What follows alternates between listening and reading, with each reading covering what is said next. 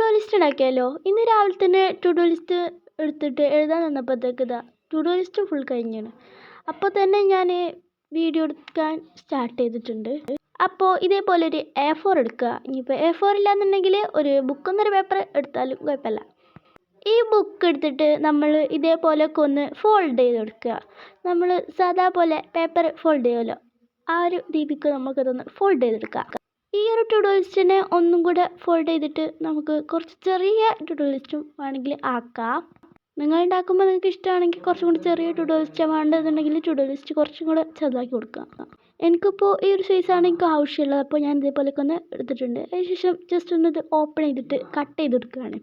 ഇനി നമുക്ക് കട്ടിങ് എങ്ങനെ കാണാം.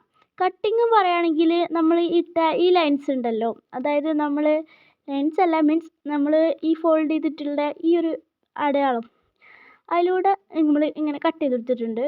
അപ്പോൾ എനിക്കിപ്പോൾ കുറച്ച് കിട്ടിയിട്ടുള്ളൂ. നിങ്ങൾക്ക് വേണമെങ്കിൽ 2 പേപ്പർ വെച്ച് ചെയ്യാം. എന്തായാലും അതിന് ശേഷം നമ്മൾ ഒരു പെൻസിൽ കൊണ്ട് ജസ്റ്റ് ഒന്ന് അടയാളപ്പെടുത്തിയിട്ട് നമ്മൾ ഇതേപോലെ 2 ചെവി കട്ട് ചെയ്തിട്ടിട്ടുണ്ട്. അതിന് ശേഷം നമ്മൾ ടു ഡു ലിസ്റ്റിൽ എന്തൊക്കെ വേണം അങ്ങനെയൊക്കെ ഉള്ള കോളംസ് വരച്ചിട്ടുണ്ട്. നിങ്ങൾക്ക് വേണമെങ്കിൽ കുറേ കോളംസ് ആക്കാം. എനിക്കിപ്പോൾ 4 കാര്യങ്ങൾ ഞാൻ എപ്പോഴും ചെയ്യാറുള്ളൂ, റീസെൻ്റ്ലി ആയിട്ട് ചെയ്യാറുള്ളൂ. നിങ്ങൾക്ക് നിങ്ങളെ ഇഷ്ടപ്രകാരം കൂട്ടുകയോ കുറയ്ക്കുകയോ എന്താ വെച്ചാൽ ചെയ്യാം. എന്തായാലും എനിക്ക് പേസ്റ്റൽ കളേഴ്സിനോട് ഭയങ്കര ഇഷ്ടമായതുകൊണ്ട് എന്തായാലും ഞാൻ പേസ്റ്റൽ കളേഴ്സാണ് ചൂസ് ചെയ്തിട്ടുണ്ടായിരുന്ന കളറിങ്ങിനും. എന്നാൽ നമ്മൾ ചെവിക്കും സൈഡും ബോർഡറൊക്കെ ഒന്ന് ചെയ്തെടുത്തിട്ടുണ്ട്. ഇപ്പോൾ തന്നെ കാണാൻ എനിക്ക് ഭയങ്കര ഇഷ്ടപ്പെട്ടു. നല്ല ക്യൂട്ട് ടു ഡു ലിസ്റ്റാണ്. ഇതേപോലെ തന്നെ നമ്മൾ ചെയ്തെടുക്കുക, റിപ്പീറ്റായിട്ട് എല്ലാതും ചെയ്തെടുക്കുക.